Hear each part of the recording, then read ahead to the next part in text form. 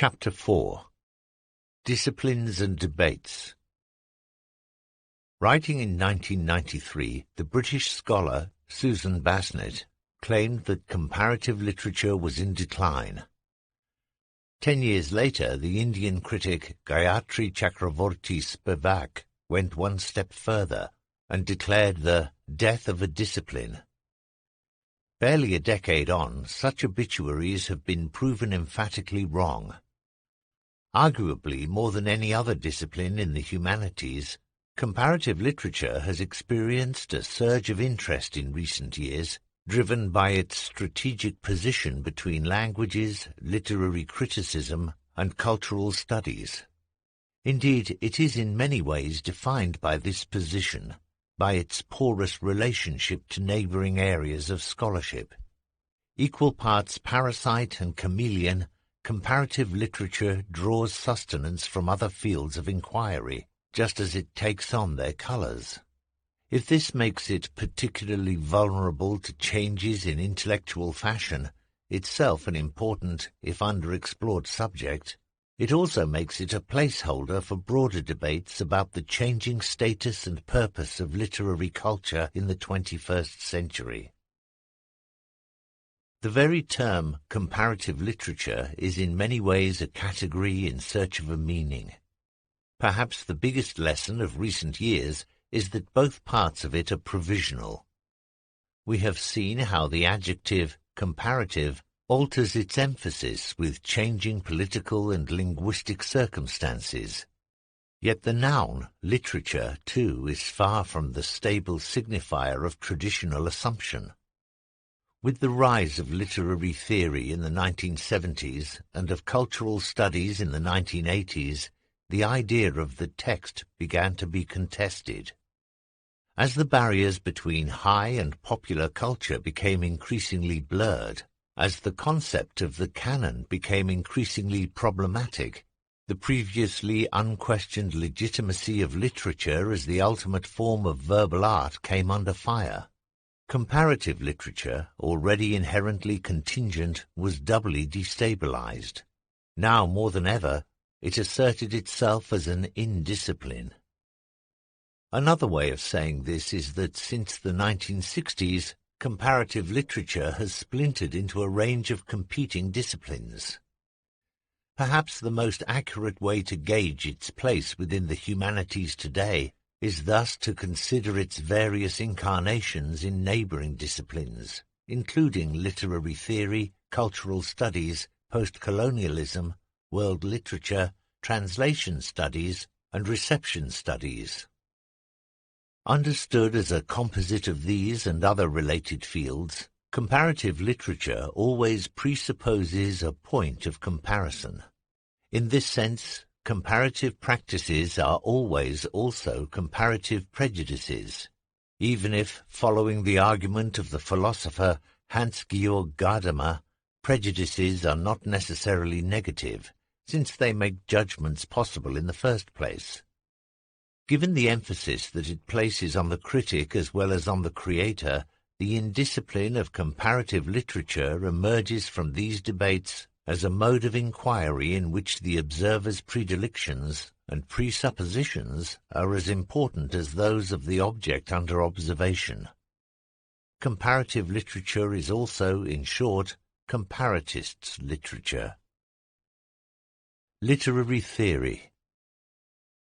At the heart of contemporary conceptions of comparative literature is a paradox. In order to justify itself, it has become ever more theoretical, yet for this reason the ostensible object of this theory, literature, has become ever more marginalized.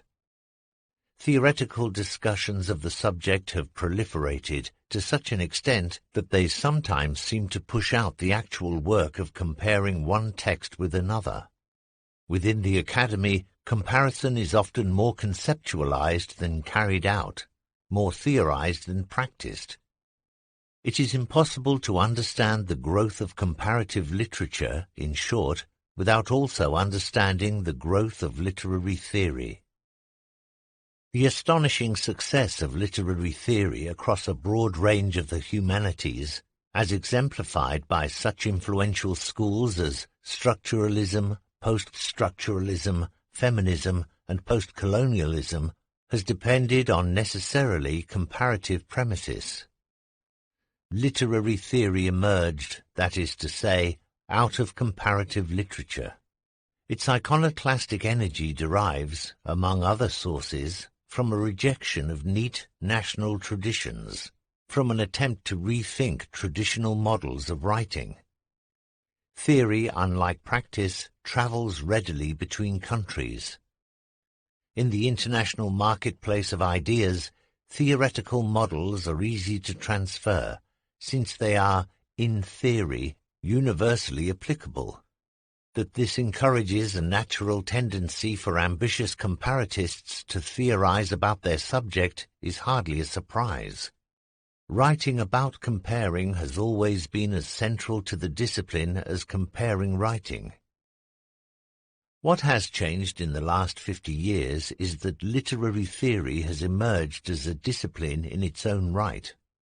If comparative literature was a key battlefield for the theory wars of the 1970s and 1980s, its landscape bears the scars. Perhaps the most significant of which is that the very concept of literature became problematic. In his seminal Course in General Linguistics, first published posthumously in 1916, the Swiss thinker Ferdinand de Saussure had proposed a basic distinction between language understood as a collective phenomenon, langue, and speech understood as an individual intervention, parole. In calling attention to the social and linguistic codes implicit in how we understand works of literature, to what one might term the relationship between text and context, Saussure's distinction effectively marked the starting point of modern literary theory. Theory wars.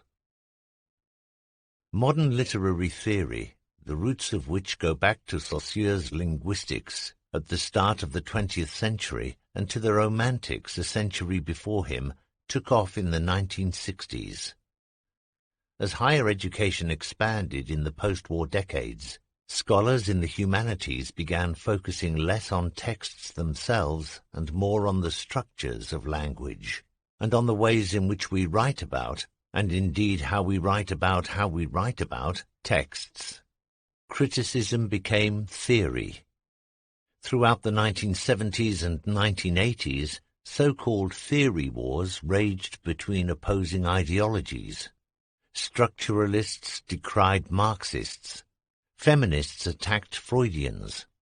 However self-involved such spats may now seem, at times they recall Monty Python's People's Front of Judea, squabbling with the Judean People's Front. At stake in such debates was an essentially political question. Who has the right to say what literature means? Theorizing literature meant politicizing literature, whether understood as a local or a universal phenomenon. This increased self-consciousness regarding the preconditions of writing had important consequences for comparative literature, placing an ever greater premium on the ideological allegiances of the critic. Literary theory has had the paradoxical effect of constraining the autonomy of literature, depicting it as a product of the forces, economic, psychological, political, cultural, or sexual, acting upon it. Hamlet, seen through psychoanalytic eyes, emerges as a story of Oedipal conflicts.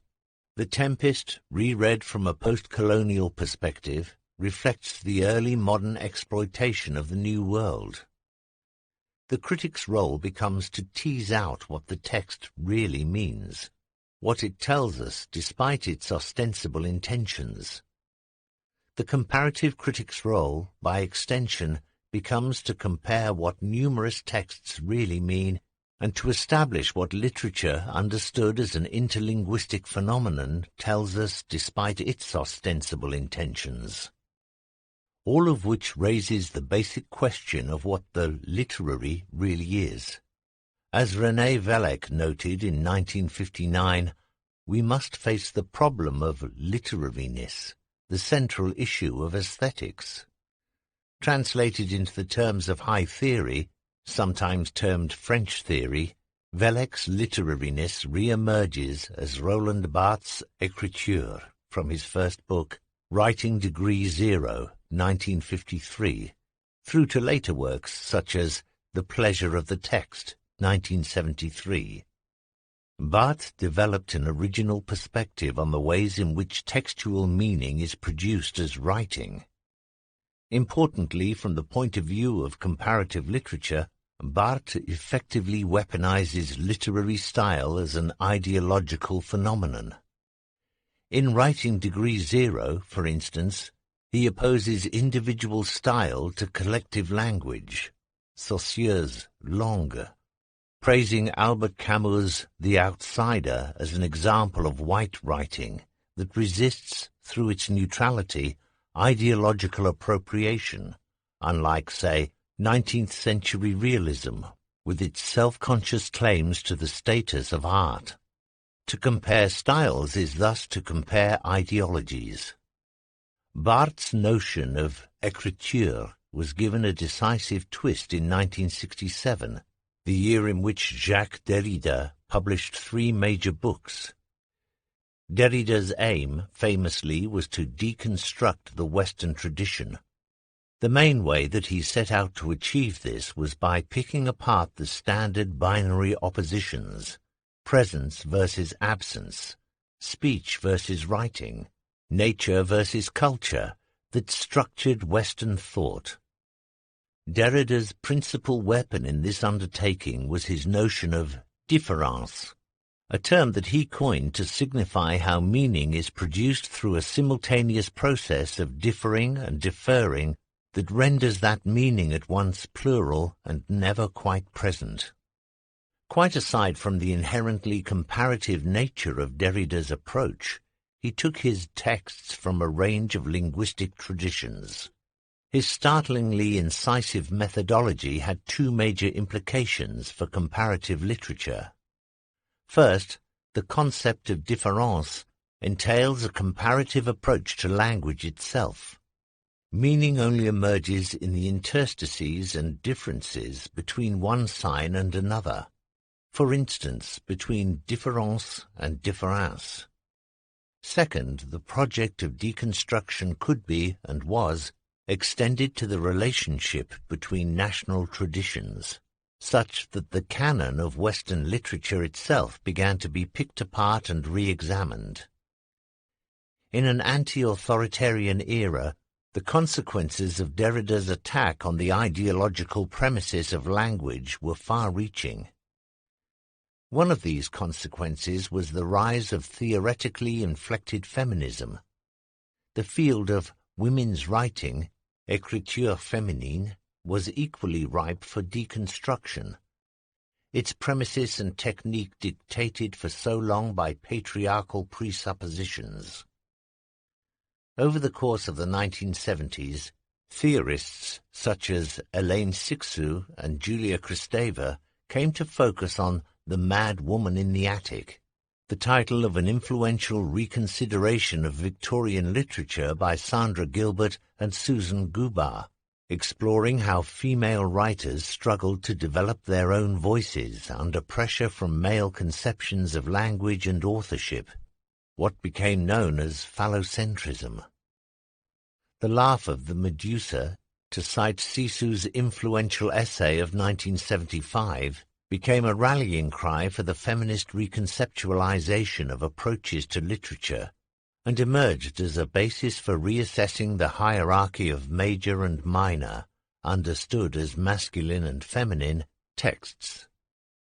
To compare literatures was also, under this new dispensation, to compare the genders of literatures. The Mad Woman in the Attic gave way to the comparatist in the cellar, laying the foundations for a gender-specific reading of literary tradition.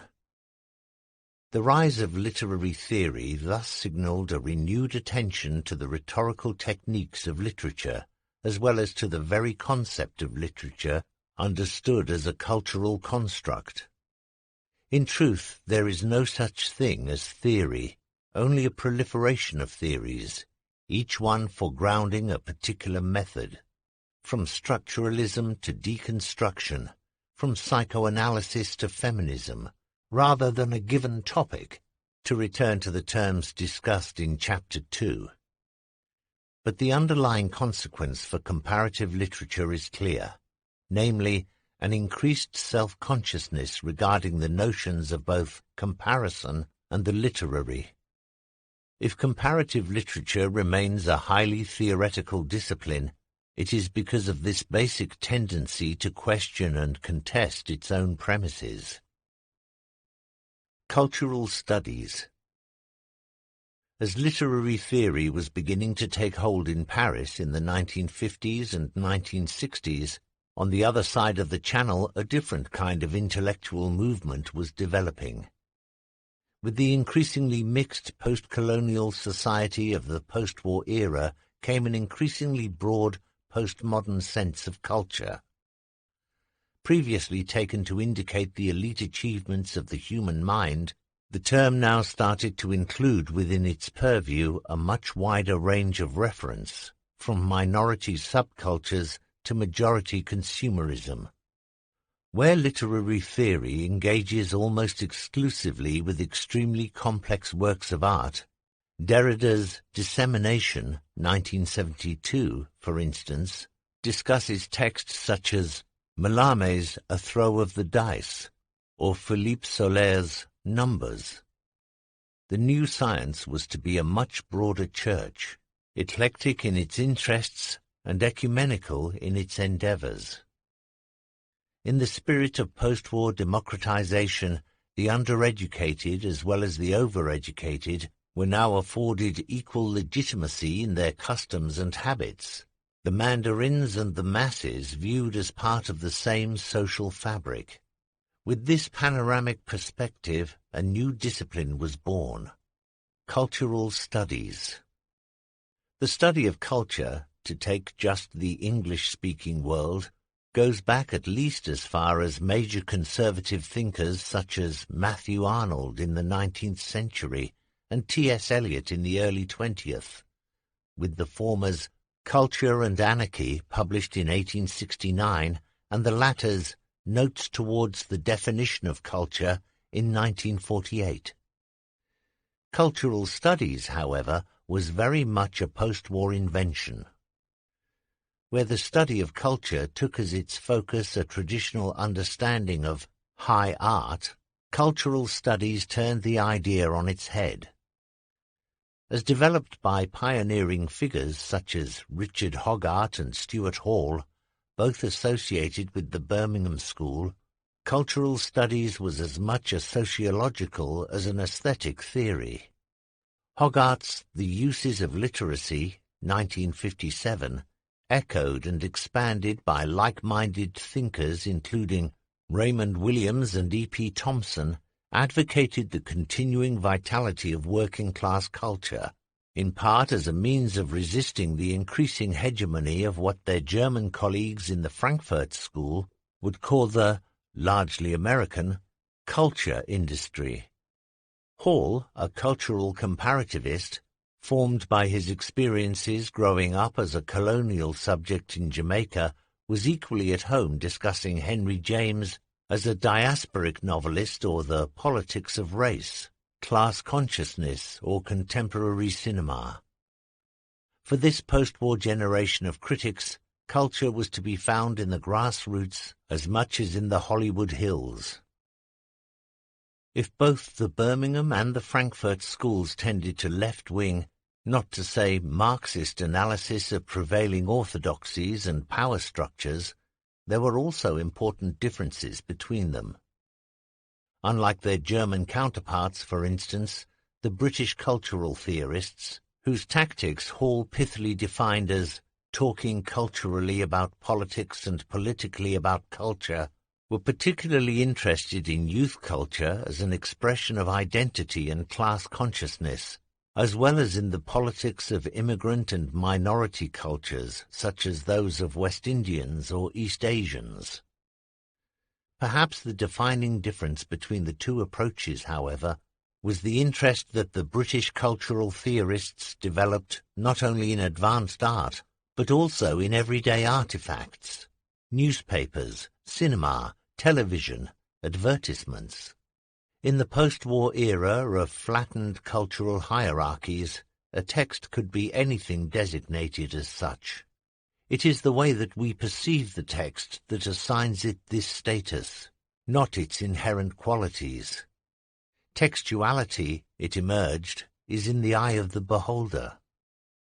The implications for comparative literature were obvious. In the age of mass media, two basic courses were now available to the comparatist: either to cling to the canon as the only legitimate source of culture, or to embrace the brave new world of the textual revolution. Roland Barthes' Mythologies, 1957, provides an early expression of the rapidly blurring lines between the two courses. Presented as a study of semiology, or the science of signs, the book is in many ways a primer in media studies as it was developing in the 1950s, suggesting the ways in which theory and culture were emerging as mutually informing concepts. Modernity, like antiquity, has its mythologies, and Barthes' eagle eye finds them harnessed in the service of capitalism in the most improbable of places. Wrestling, soap advertisements, Einstein's brain.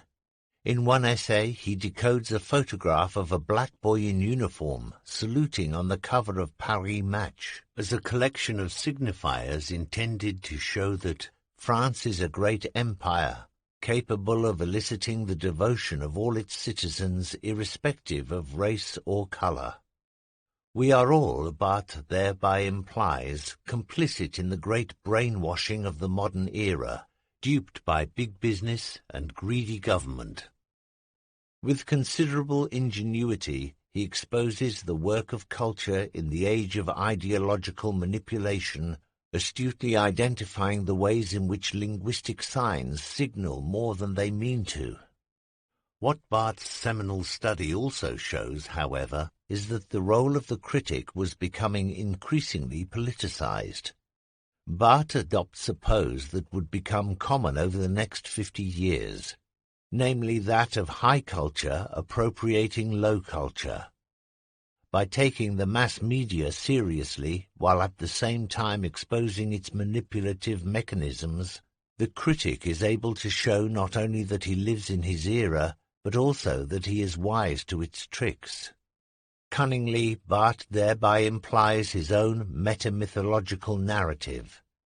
The goody is the critic, an intellectual superman with X-ray vision, who can see through the ideological surfaces of contemporary culture. The baddie is the bourgeoisie, that recurring villain of the French intelligentsia, wedded to the false consciousness of consumerism. In effect, then, such an approach, one anticipated by an earlier generation of thinkers, such as Walter Benjamin or Theodore Adorno, replaces one mythology with another, that of the critical hero, undaunted by the overwhelming forces ranged against him. This sleight of hand helps to explain the success of both literary theory and cultural studies as models of comparative literature. Both approaches, whether to elite art or to mass-market media, foreground the critic, raising his work from its traditional secondary role to the status of a primary intervention in contemporary culture. The interpretive power of cultural studies, to be sure, is considerable. With its combination of aesthetics and sociology, and its focus on urgent contemporary issues, it represents a genuinely comparative undertaking, interdisciplinary, avant les lettres in its gay science of mixed media and collapsed hierarchies. Yet it also places a particular burden of responsibility on the critic, who must now not merely analyze pre-existing texts, whether verbal, like literature, or visual, like skin color, but also identify and politicize them. To adapt Marx, Literary critics have only interpreted the world.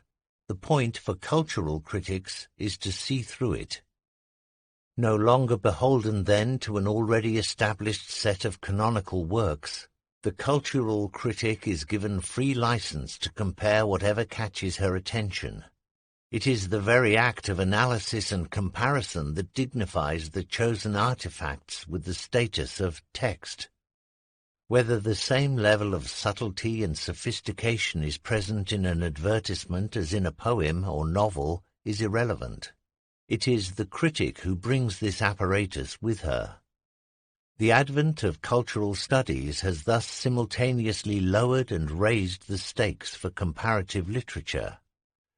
Lowered because everything is now subject to comparison, not just literary texts. Raised because the choice of texts to be compared inevitably implies a political position. Here more than ever, comparison emerges as an ideological as well as an aesthetic enterprise. Post-colonialism. Nowhere is this ideological undertone more evident than in the context of post-colonial theory. Perhaps the single most influential theory to have emerged in the last 50 years, post-colonialism developed following the dissolution of the major European empires after World War II. The British in Asia and the French in Africa provide the two most obvious examples of continents in which retreating powers left behind a contested cultural legacy, but elsewhere across the world too, in Latin America, in the Caribbean, imperial influences continued to be felt and fought. Independence for many former colonies was just the beginning. The implications of post-colonialism for comparative literature are complex and controversial, but the principal issue at stake in culture, as in politics, is that of power. Who controls the production and interpretation of culture? Who determines the dominant modes of expression? The classic problem of post-colonialism is that of autonomy, in the moral and cultural as well as in the political sense. Politically speaking, a nation can become independent overnight. Intellectually speaking, it can take generations.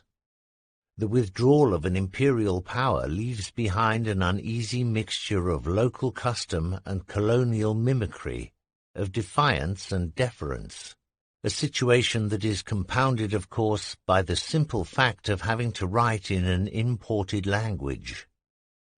In order to be heard internationally, some Indian writers turn to English, some African writers to English or French.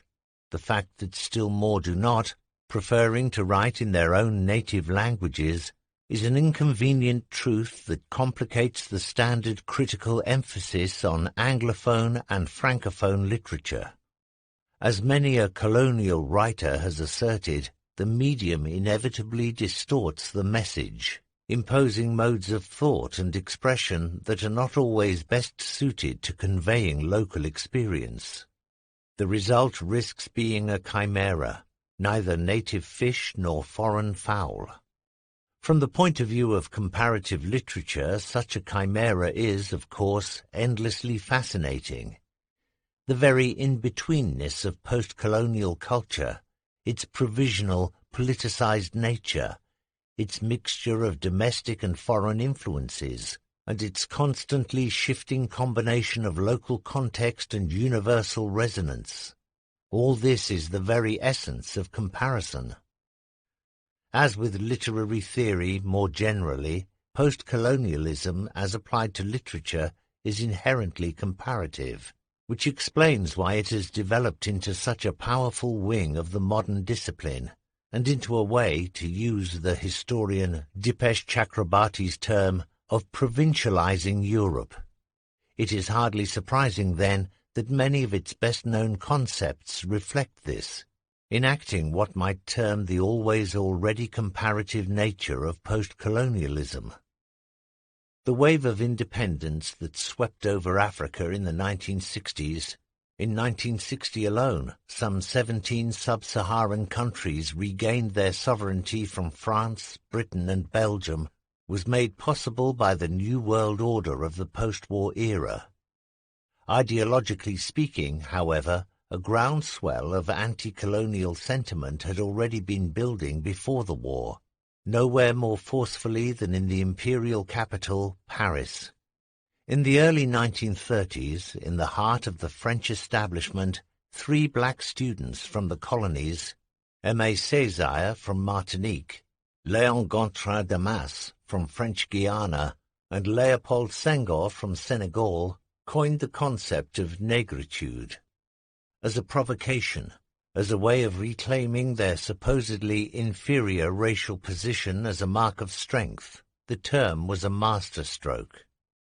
As a defining concept of the transition from colonialism to post-colonialism, it resonated into the subsequent careers of its 3 founders. Césaire and Damas represented their countries to the French Parliament. Senghor became the founding president of Senegal. Rarely has theory been spoken so successfully to power. Aesthetically speaking, negritude represented an attempt to assert African values against adopted European ones. The problem, of course, was that in an era of colonial control, in which native and imperial aesthetics were inevitably entangled, this was easier said than done. Theorists such as Césaire and Senghor fought hard to establish what they saw as authentically African art, as opposed to its fashionable imitation in l'art primitif of early 20th century Europe. But the ways in which they did so inevitably were themselves informed by European as well as by African thought. Nietzsche's celebrated distinction, as elaborated in The Birth of Tragedy, 1872, between Dionysian and Apollonian art, the former primal and untamed, the latter serene and controlled, emerged, to cite just one example as an important intertext. African art was to form the organic Dionysian counterpart to superficial Apollonian Europe. In practice, however, the two were understood comparatively, the thought of the one informing the aesthetics of the other. Orientalism. Europeans have always romanticized Asia, but it took a critic of Edward Said's acumen to see that Western conceptions of the Orient, to cite his book's subtitle, insinuate themselves even into the stylistic and philological presuppositions of literature. The Orient of writers such as Chateaubriand and Nerval, Said claims in the opening statement of his book, is essentially a European invention. The fact of Middle Eastern culture may be indisputable, but the fantasy requires external observers to conceive it as the exotic foil to their own Christian culture. In the manner of Michel Foucault, Said discerns in this Orientalist fantasy the assertion of knowledge as power. In claiming knowledge of the Orient, Europeans implicitly assert their authority over it. In homogenizing it into one indiscriminate mass, they deny it autonomy. As a model of comparative literature, Orientalism thus criticizes the very idea of comparison as predicated upon an imbalance of power. Alongside Africa, the other major continent to develop post-colonial models of literature was Asia. If reducing such vast continents to a handful of concepts is inevitably misleading, after all, India alone has 22 official languages, the single most influential concept to emerge out of post-colonial theory criticized precisely this reductivism. Published in 1978, Edward Said's study Orientalism demonstrated the ways in which European literature has imposed a small number of clichés on what it takes to be the Orient. The East emerges as the mirror image of the West. Exotic, feminized, submissive. It exists only in the mind of the observer, whose supposed knowledge of the Orient, based on little more than legend and myth, gives him power over it. It is the incarnation, in short, of the other. Said's groundbreaking model was quickly applied beyond the Orient to all areas of colonial interaction. It has certainly not been without its critics, particularly given the way in which Said appropriated the previously neutral descriptor Orientalist as a pejorative. Some have found his concept of Orientalism monolithic and self-undoing. Others have criticized his readings of Western texts as unfair and inaccurate. The concept has nonetheless been enormously influential, and indeed it has been extended both backwards, as in Srivas Aravamadhan's Study of Enlightenment Orientalism, 2011, and sideways to cognate terms such as Arcticism in northern Norway. As a Palestinian, Said was acutely aware of the political and cultural sensitivities surrounding the Western image of the Middle East. As a literary critic schooled in the European tradition, he was alive to the ways in which comparing literatures often amounts to condemning one as inferior. Understood in the broadest sense as a critique of how the observer distorts the object, sometimes called the Wizard of Oz effect, pay no attention to that man behind the curtain, Orientalism created a school of comparative literature unto itself. Influential concepts such as negritude and Orientalism suggest that beyond the imbalance of power inherent in colonial literature, the trick of much post-colonial literature has been to make a virtue out of its compound necessity.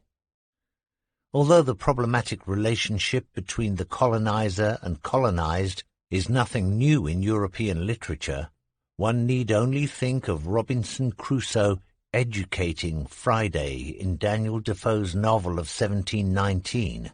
It assumed new pertinence in the age of globalization and the imperial boomerang. Writing in 1981, for instance, the Caribbean theorist Edouard Glissant proposed diversity as the appropriate ambition for the post-colonial era, encouraging Western literatures to reflect on a new relationship with the world, by which they would signal no longer their preeminent place in the same, but their shared task in the diverse. By 1994, the Indian critic Homi Bhabha had repurposed this into his influential concept of hybridity, a condition in which the colonial subject mimics the master and thereby gains a transnational perspective on the shifting balance of power between colonizer and colonized. More recently, autoexoticism, the deliberate appropriation of imperialist misrepresentations in order to subvert them, such as the Irish exaggeration of their own marginality and strangeness, has emerged as a further way of foregrounding the productivity of the post-colonial condition. Comparison itself, in short, has developed into a hybrid. If comparative literature thrives on the pathos of internationalism, however, it is worth noting that post-colonialism is driven largely by nationalist rhetoric. To be sure, it is not generally of the crude far-right kind that disfigured Europe in the 20th century, but is akin rather to Schiller's image of the bent twig, as picked up by Isaiah Berlin, that springs back against an allegedly superior force in assertion of its independence. Both Glissant and Bhabha, for instance, assert the primacy of native writing in these terms. Glissant defines national literature as the urgency for each group to name itself. Bhabha claims that increasingly national cultures are being produced from the perspective of disenfranchised minorities. International models of post-colonialism, in other words, are predicated upon national self-assertion. Such, we have seen, is the history of comparative literature. World literature. If there is one model of comparison that has come to the fore since the turn of the millennium, it is that of world literature. The term is hardly new, as we saw in the previous chapter. From Wieland and Goethe to Brandes and Posnet, it resonates across the 19th century as the de facto object of study for comparative literature. Throughout this time, its horizons remained decidedly European, however, adumbrating a quasi-colonial vision of the world, controlled by an imperial centre. It is only with the advent of the 20th century that world literature took a global turn. Instructive examples of this development can be found at either end of the century, in the contribution to debates on world literature of Bengali. In 1907, the poet and polymath Rabindranath Tagore, 1861 to 1941, was invited to give a lecture to the National Council of Education in Calcutta. Tagore insisted on discussing not comparative but world literature. The Bengali term, Vishva Sahitya, he contended, does much greater justice to the diversity of the Indian subcontinent, in part because it does not correspond to the foreign, European notion of comparative literature. Tagore rejects what he sees as the problematic Western emphasis on the nation, emphasizing rather the dynamic, interdependent nature of literature, which he views not as the mere total works composed by different hands, but as a part of man's universal creativity. Most of us, admonishes Tagore, think of literature in the manner of a rustic, parcelling out patches of land piece by piece. To this provincialism he opposes his concept of Vishva Sahitya, understood as the universal spirit, manifesting itself through the verbal arts. Nearly a century later, another Bengali thinker proposed an alternative form of world literature. In her Velek lectures on The Death of a Discipline, 2003, Gayatri Chakravorty Spivak, whose concept of the subaltern helped open up a debate in the 1980s about how best to give voice to minority cultures, outlines what one might term a post-colonial form of world literature: planetarity. The standard models of Anglophone, Francophone literature, etc., can no longer serve in the post-Cold War era, suggests Spivak. What is now required is a version of comparison that takes into account the non-Western traditions of comparative literature, and that thus allows the global South, which is to say the less developed, poorer countries previously designated by such terms as Third World, to speak for itself in its own languages, rather than via a centralized metropolitan elite. Spivak's opposition of the planet to the globe recalls Tagore's opposition of world to comparative. Globalization suggests corporate control and standardization. The planet, on the other hand, is what we inhabit on loan. She does not cite him, but Spivak seems to echo Tagore's ecological metaphors. In the era of global warming and climate change, we are all interconnected in ways that go well beyond cartographic distinctions. World literature must become planetary literature.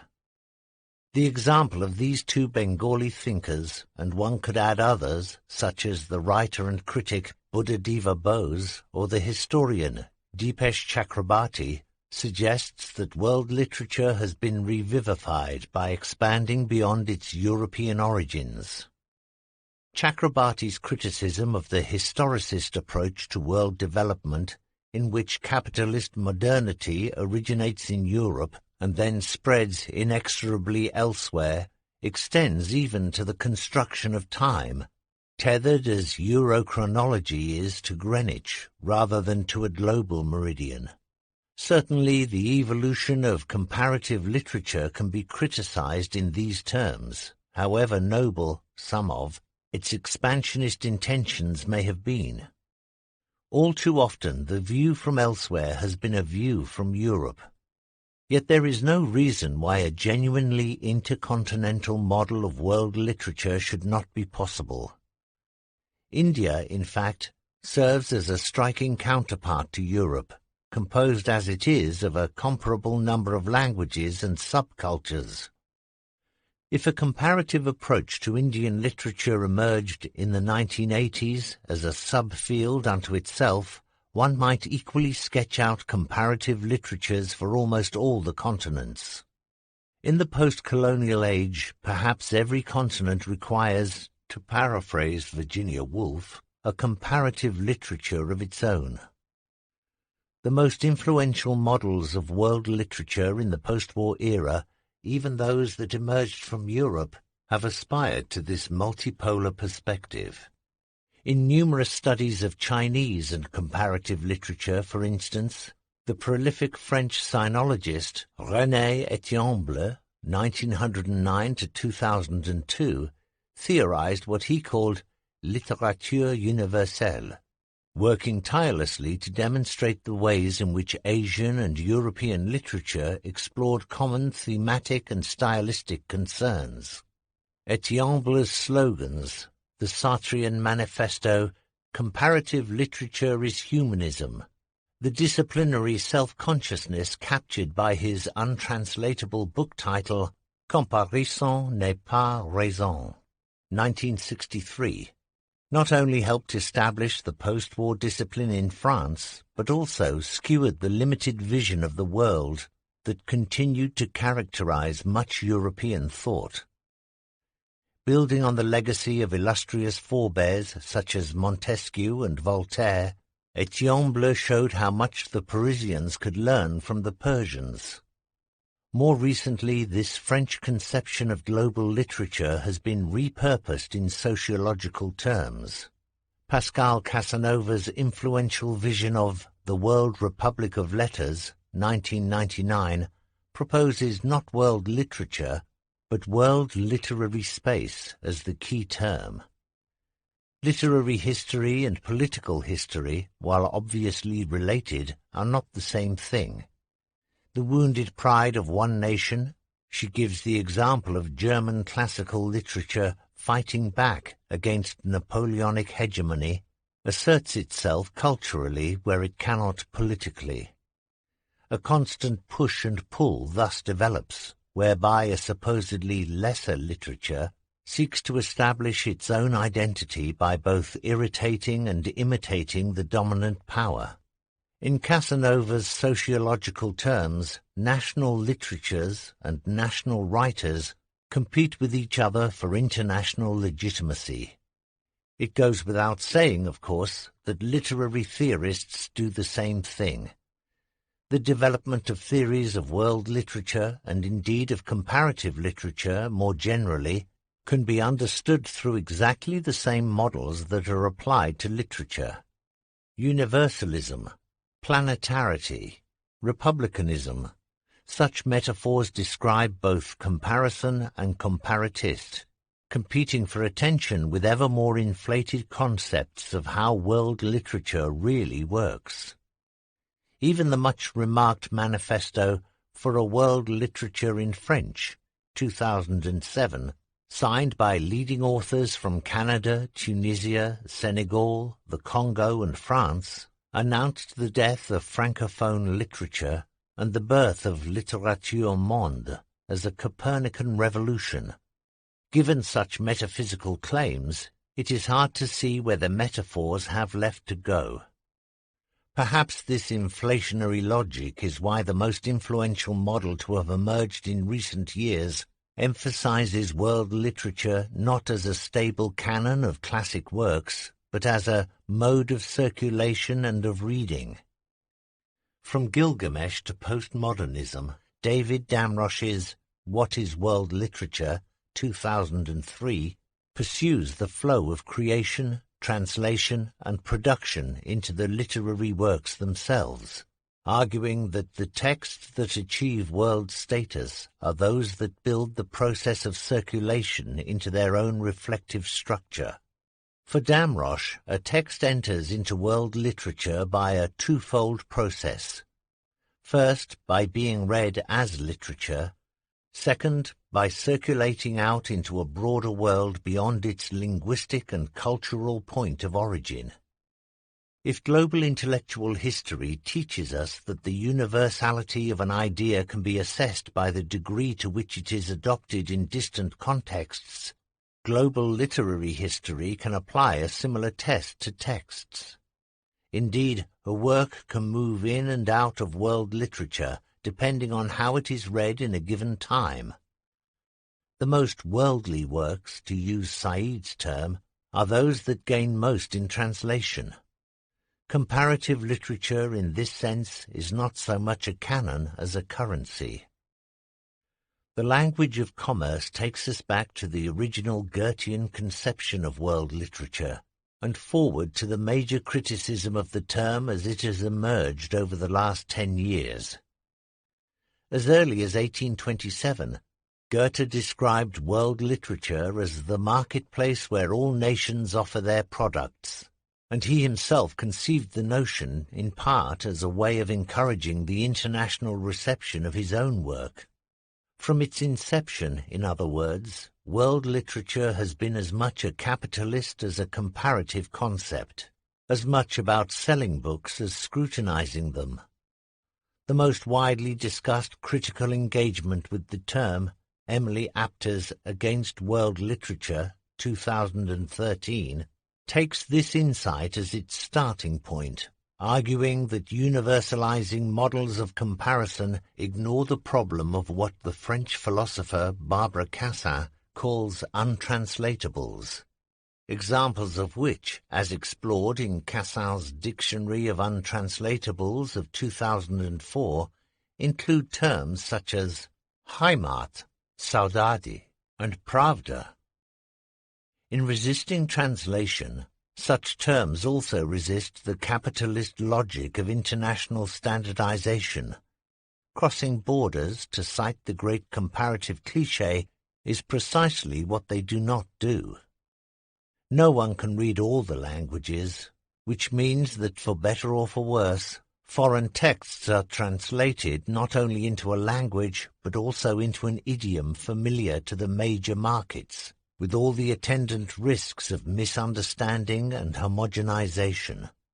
Here, as elsewhere, then, translation remains the dirty little secret of comparative literature. Translation studies. The issue of translation is at the very heart of comparative literature. There is a limit, after all, to how many languages even the most gifted of linguists can read. The polyglot literary theorist Roman Jakobson, so the saying goes, spoke 17 languages, but all of them in Russian. However much we urge ourselves to read in the original, translation is a necessary evil for the comparatist. Yet it is also, of course, a force for good, opening up as it does a whole range of practical and conceptual considerations regarding the relationships between national literatures. Translation, to adapt Oscar Wilde, is the sincerest form of flattery, but it is also the closest form of reading. As a model for comparative literature, it functions both as condition and criticism of how we read. Translation studies took off in the 1970s. While the problem of translation is as old as Cicero and Horace, St. Jerome and Luther, it had gained curiously little purchase in the world of literary studies. The theoretical, linguistic turn in comparative literature had left the issue of how texts were carried across languages curiously untouched. Outside of the technical sphere of linguistics, discussion had barely moved on from the idea that a translation was simply an inferior imitation of an original. From the mid-1970s onwards, however, scholars such as George Steiner and Itamar Evan-Zohar started asking pertinently impertinent questions about the status and preconditions of translation. Why do some cultures translate more than others? Why are some texts more readily translatable than others? And what does this tell us about how they are perceived by both target and source languages? How has the status of translation altered over the centuries? What gets lost in translation? and what, no less importantly, gets found. As provisional answers to these questions began to be proposed, translation emerged not as a transparent window, but as an opaque, culturally specific process. An obvious starting point for the discipline was to reflect on the most common metaphors for translation and on the ways in which they have changed over time. Perhaps the most enduring metaphors in this context have been those of fidelity and infidelity. Translations have traditionally been judged either by how loyal they are to their source text, with perceived deviations from the original deemed intrusive and disloyal, or by how free they are. These two master metaphors inform, in turn, the two principal models of translation theory, namely domestication and foreignization. The former holds that the source text should be translated as fluently as possible into the target language, almost as though it had been written in this language, the approach to Greek texts taken by Roman poets such as Horace. The latter maintains that the translator's role is to render her own language foreign by reproducing the syntax and meaning of the original source text as closely as possible, even at the expense of conventional linguistic usage, the approach to Greek texts taken by Romantic poets such as Hölderlin.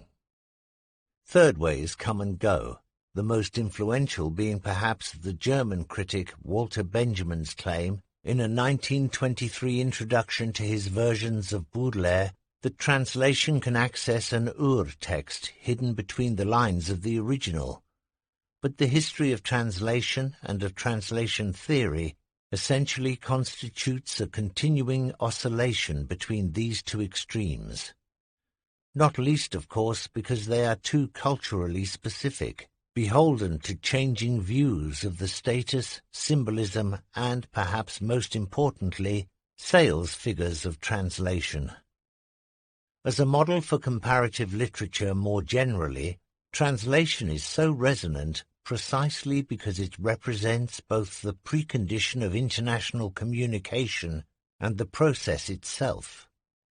Translation not only makes possible comparison, it is also itself an act of comparison, the intertrafic of the mind, to cite Samuel Daniel's poem in praise of Floriot's English version of Montaigne, 1603.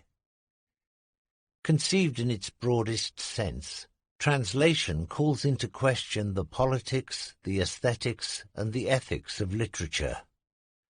Every act of translation, every last linguistic choice, represents an intervention in the field of international relations.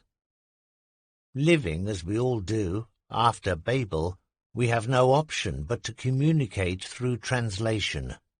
Whether this is even possible is the subject of an enduring debate between universalists, who hold that everything can be translated, and nominalists, who hold that nothing, strictly speaking, can be translated. It is no surprise, then, that some scholars have gone so far as to posit translation studies as the true future of comparative literature, indeed as its successor. In her 1993 introduction to comparative literature, Susan Bassnett argued that focusing on translation would help recalibrate the discipline in more genuinely global terms, away from the traditional distinction between major and minor literatures, and towards a more egalitarian emphasis on international interaction. Her principal model for this was Itmar Evans-Zohar's theory of literature as a polysystem. In an influential essay of 1978, Evans-Zohar argued that the shifting status of translation within this polysystem reflects the shifting status of the target language. Put briefly, this means that whenever a culture considers itself young, peripheral, or in crisis, it seeks to reinforce its sense of self by turning to translated works from elsewhere. As national self-confidence develops, so this external need for validation fades away. Increased translation, in short, implies increased insecurity. After Babel. First published in 1975, George Steiner's After Babel places aspects of language and translation at the very heart of literary studies. Ferociously learned, effortlessly polyglot, and fiercely uncompromising in his defense of high culture, Steiner is in many ways the natural successor to mid-20th century European comparatists such as Auerbach and Spitzer. He goes beyond them, however, in his suggestion that all forms of expression can be conceived as processes of translation, even those occurring within one language, since linguistic usage is in constant flux. Ranging from Shakespearean monologues to modernist poems, and from sacred to secular texts, Steiner argues that literature is both an act of and a reflection on the communication of meaning. Driven by the twin engines of similarity and difference, the mechanisms of translation are the mechanisms of comparison. Combining linguistics, literature, philosophy, and the history of ideas, After Babel remains the most influential of Steiner's many contributions to comparative literature. Whatever criticisms one might make of this model, how does it square, for instance, with the fact that major cultures, such as France and Germany, translate so much? What is striking is how quickly such theories date. It is not only translation that reflects changing cultural priorities, in other words, but also translation theory. In the theoretical fever of the 1970s, the language of structuralist systems was in the air, with Claudio Gigan's Literature as System, 1971, one of several precursors to Evan Zohar's notion of the literary polysystem. Since the turn of the millennium, by contrast, disciplinary discussion has moved on, with translation becoming part of a more politicized understanding of what Franco Moretti calls a world literary system torn between models of close and distant reading, border crossing and border closing. Increasingly, the focus of comparative literature has not been so much on what gets lost in translation as on what gets least in translation, on the untranslatable terms of Barbara Cassin's dictionary that resist reconceptualization in another language, what Lydia Liu has called translingual practice, the contextually specific resonance of words such as the Western self on the one hand and the Confucian ji on the other, has emerged as a way of shifting attention away from straightforward claims of equivalence and towards subtler forms of exchange. If the etymology of translation implies carrying over, it is precisely that which resists being carried over that is starting to claim the attention of comparatists. That such a development is merely the latest, and certainly not the last, skirmish in the age-old battle between universalists and nominalists underlines the extent to which translation remains both the prerequisite for and the very practice of comparative literature. Reception studies. If translation suggests one mode of carrying over, reception describes another. Translation ferries meaning between languages, as it were on a horizontal axis. Reception traces meaning through languages, on a vertical axis. Translation is, of course, itself a form of reception, not least because the major works are constantly being retranslated. But its comparative thrust is largely geographical, across languages and cultures.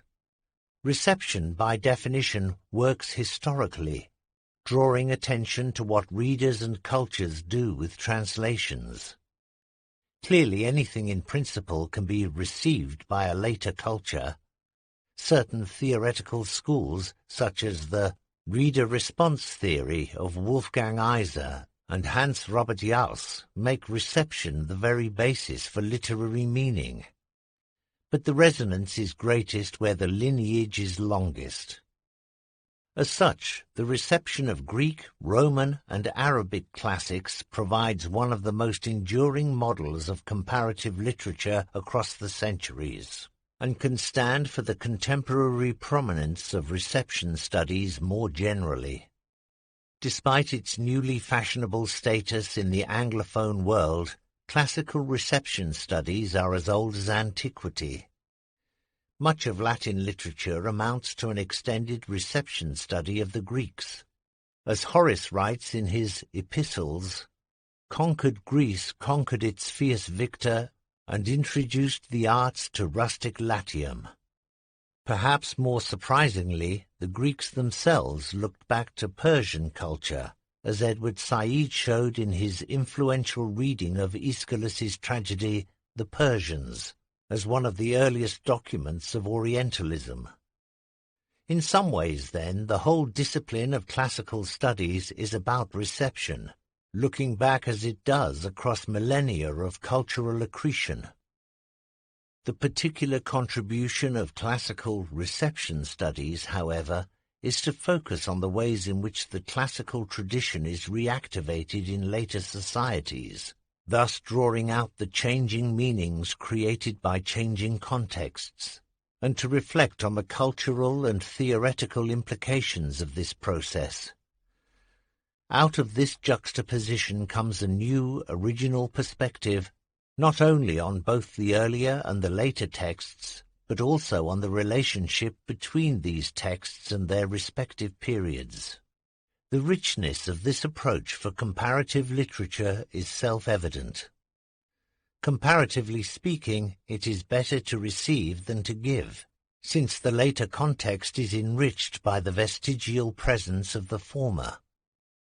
In the quarrel of the ancients and moderns, reception critics read the former through the latter, teasing out the ways in which a later text draws on its predecessor.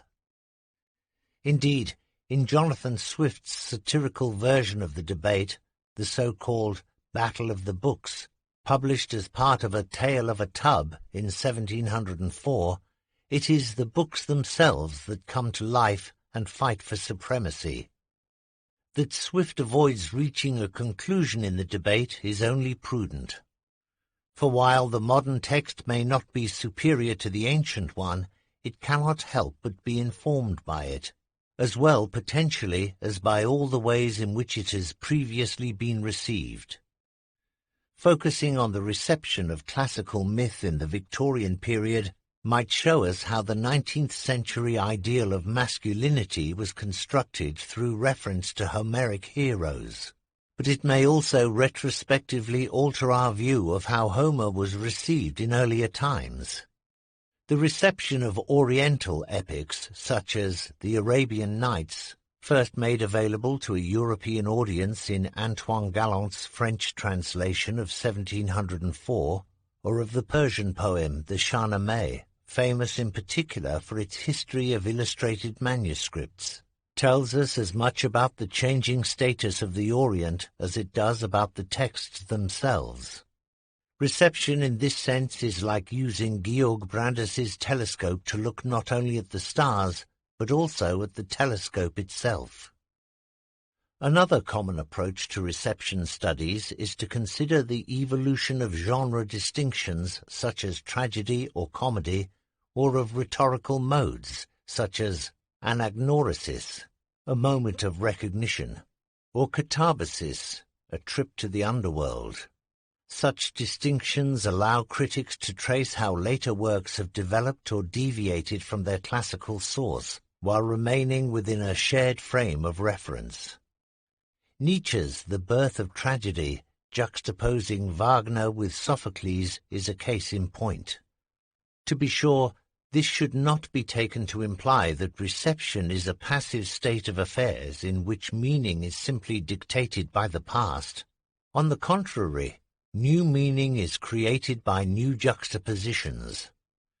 Writing against the backdrop of the Franco-Prussian War of 1871, Nietzsche repurposes Greek tragedy as a constituent element of European modernity.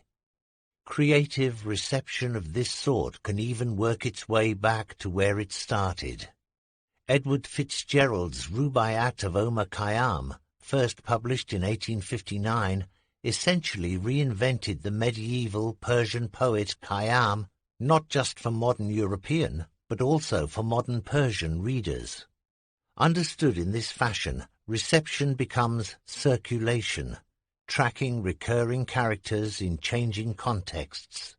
Orpheus in modern poetry, Odysseus in modern cinema, or following processes of cultural transfer across continents. Tradition itself, to borrow Hobsbawm and Ranger's celebrated term, emerges not just as received, but also as invented. Yet this idea of tradition has, in turn, its own tradition. One of the key contributions of comparative literature, understood as reception studies, has been to reflect on the ways in which cultural tradition is created, curated, and corralled, on how it is appropriated in support of a prevailing ideology. The idea of the canon, it has become ever clearer, is never ideologically neutral. Certain texts, characters, or even cultures, the tyranny of Greece over 19th century Germany, the Roman obsession of Mussolini's Italy, are foregrounded at certain times. More generally, intellectual history suggests that there are two main models for understanding tradition, either as an unbroken chain of influence in which every iteration of a motif or myth adds to its cumulative depth, as in our understanding of the tragic, for instance, or as a series of discrete, elective moments in which one writer or period selectively evokes another, often very distant period. Keats's wild surmise on first reading Chapman's translation of Homer. The very idea of reception, in short, has been received in different ways at different times. Why then has it risen to prominence in the 21st century? Part of the answer is simple expediency. Facing an ever greater struggle to justify its existence, classics has turned to reception studies as a way of asserting its continuing relevance and self-awareness. Antiquity as a guide to modernity. More broadly, however, the study of reception has emerged as part of a general turn to forms of history, book history, intellectual history, that prioritize cultural context over semantic content. This historical turn has brought with it a broadening of the comparative perspective, predicated not only on seeing reception as a form of comparison, but also on viewing comparison as a form of reception. Studying the ways culture is received amounts, in the final analysis, to comparing disciplines. That classical reception, or indeed reception studies of any kind, is inherently interdisciplinary, suggests its potential for the indisciplinary compass of comparative literature, flickering uncertainly between ancient and modern, east and west, north and south. One thing is sure. Future debates will add further coordinates. If comparative literature is a compass, it requires constant recalibration.